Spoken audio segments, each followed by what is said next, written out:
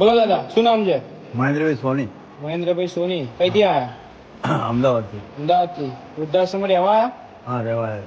એવું? આ કોણ છે? આ મારા છોકરાનો છોકરો, મોટો છોકરો થઈ ગયો ને. હા. હા. તમે? હું એમના છોકરાની બહુ છું. આની મમ્મી થાય. હા. તમારે શું થયું? નહીં રખાતા ઘરમાં?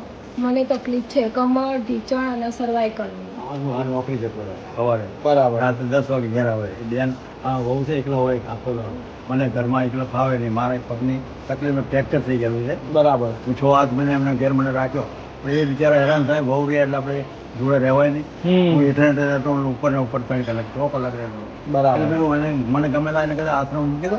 તમારે શાંતિ ને મારે શાંતિ. બરાબર. એ પહેલા બી રહેતા હતા આમ્રપાલી આશ્રમમાં. પહેલા હું આમ્રપાલીમાં હતો. અચ્છા. 2 વર્ષ ત્યાં આગળ આપણે મવડી જતા હોય ને આમ્રપાલી, ત્યાં આગળ 2 વર્ષ બધું સારું હતું. પણ પેલી પાણીની પાઇપ છે ને મારા ચંપલમાં ભરાઈ ગઈ. સારો ટાઈમ હતો 6:30 વાગે. એટલે અંધારામાં દેખાય હું પડી ગયો તો મારા 2 ફ્રેક્ચર થયા. બરાબર. પછી છોકરાને બોલાવ્યો, મને અસરવા સિવિલમાં લઈ ગયો. ત્યાં અઠવાડિયામાં ઓપરેશન કરી પછી એના ઘેર 6 હાથ મહિના રાખ્યો. કઈ વાંધો નહીં. હા, લઈ લઈએ છીએ. મને એસી તકલીફ છે ઢીચણ ના ના, કઈ વાંધો નહીં. આ કામ કરી, કઈ વાંધો આ નહીં. કામ નથી કરી. ના ના, કશું વાંધો નહીં. Done done.